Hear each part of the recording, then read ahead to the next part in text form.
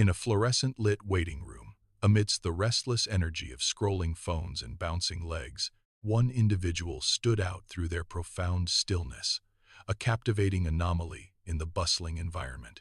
Their posture was composed, hands at rest, eyes observing with a calm detachment that subtly drew the attention of others. This wasn't mere passivity, but a demonstration of control, echoing the behavior of high-ranking individuals. Such figures in social hierarchies often move minimally because they have nothing to prove, exuding an inherent confidence. This person's unreactive presence broadcast a powerful message, a silent declaration of self-mastery. They were not managed by their environment, but existed independently of its fluctuations, a true anchor. This concept of stillness extended seamlessly to a vibrant social gathering, where its power was again evident. There, a man's unwavering composure, even as a woman gracefully crossed the room, captured her notice. He didn't track her every movement or adjust his posture in anticipation, remaining perfectly still. He simply existed, unhurried, as if the entire room revolved around him, a silent, magnetic core. This deep, unforced stillness read as safety and sufficiency, a state of being that others instinctively gravitated towards. It was a stark contrast to a deliberate, tense freezing, which often betrays underlying anxiety and discomfort. The nervous system, a finely tuned instrument, discerns the subtle difference between genuine calm and forced rigidity. One communicates a struggle to maintain composure, a veiled anxiety under tight control, barely contained. The other, however, broadcasts the complete absence of anxiety, a profound inner peace that needs no performance. This distinction is crucial, as true stillness invites connection, while its imitation creates an invisible barrier. Consider a dimly lit restaurant, where two individuals sit across a small, intimate table, the air pregnant with unspoken thoughts. He, embodying this profound stillness, does not feel compelled to gesticulate wildly to fill any momentary silence. Nor does he shift his weight restlessly when the conversation naturally pauses, allowing the quiet to simply exist. For him, a pause in dialogue carries no cost. It is not an awkward void demanding immediate remediation or explanation. It is merely a natural rhythm, a breath within the conversation, perfectly comfortable and unthreatening. She, observing his serene composure, finds herself filling the silence first, not out of nervousness or obligation. Instead, his tranquil stillness has created an inviting space, a gentle vacuum that subtly encourages her words to emerge. It is akin to a held breath, which, by its very nature, eventually invites the release of an exhale, a natural progression. This phenomenon is aptly termed behavioral gravity, a powerful, almost magnetic pull exerted by the still body. People are inexplicably drawn toward that which appears not to need them, a counterintuitive yet consistent human truth. This principle holds true across diverse cultures and has been observed throughout centuries of human social interaction. The next trigger, however, transcends visible expression entirely, residing solely within the intricate workings of the brain. It manifests when someone perceives the potential loss of access to something they deeply value or desire. This scarcity signal, a potent psychological force, is the next profound element in understanding human behavior. It operates on a primal level, stirring a deep-seated fear of missing out, a powerful motivator for action. The anticipation of loss can be far more compelling than the promise of gain, shaping decisions and interactions. This subtle, internal trigger, unlike external stillness, is an invisible current guiding human responses. It taps into an inherent human vulnerability, the desire to secure what is perceived as valuable or limited.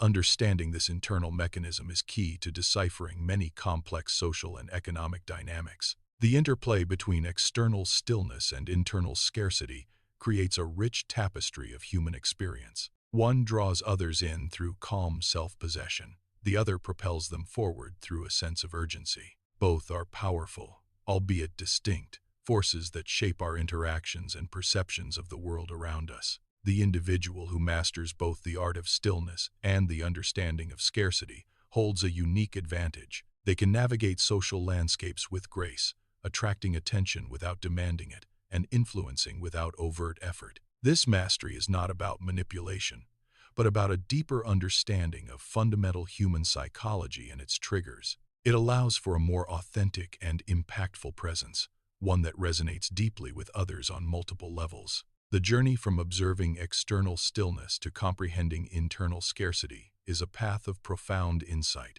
It reveals the hidden levers that move individuals and groups, often unconsciously, through their daily lives. Such knowledge empowers one to act with greater intention and to foster more meaningful connections. The waiting room, the party, the restaurant, each setting offers a glimpse into these universal principles at play. They are not isolated incidents, but interconnected demonstrations of how human beings respond to subtle cues. The power of stillness, the allure of the unneeding, and the urgency of scarcity are ever-present forces. To recognize them is to gain a deeper appreciation for the intricate dance of human interaction. It is to see beyond the surface and understand the underlying currents that shape our collective experience. This profound insight offers a new lens through which to view the world and our place within it. The journey of discovery continues, revealing more layers of human behavior and its fascinating complexities. Each observation builds upon the last, creating a comprehensive picture of these powerful, invisible triggers. The quiet confidence of stillness, contrasted with the compelling pull of perceived scarcity, defines much of our world. These are not mere theories, but observable phenomena that manifest in countless daily interactions and decisions.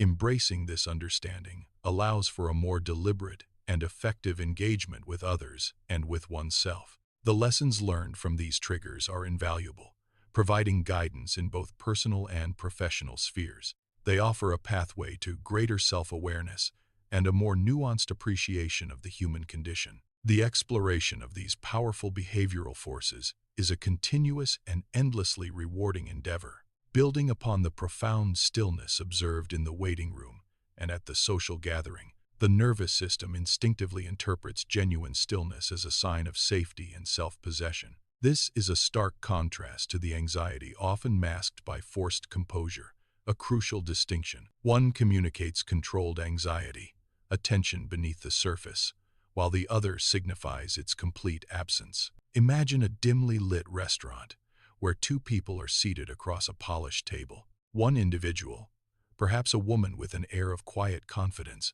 maintains a calm, unmoving presence. She does not feel the need to fill the silences with restless gestures or shift her weight nervously. When the conversation naturally pauses, allowing moments of comfortable quiet to unfold, this remarkable lack of fidgeting, this refusal to fill every void with unnecessary movement, creates an inviting space, a subtle vacuum that draws the other person in. It prompts them to speak, not out of any nervousness or obligation, but because the stillness itself acts as an unspoken, powerful invitation. This fascinating phenomenon is aptly termed behavioral gravity, a concept where a still body generates a powerful, almost magnetic pull on those in its vicinity. People are inexplicably drawn to what appears not to need them, a counterintuitive yet consistent pattern, observed across diverse cultures and throughout the annals of human history. This profound stillness, therefore,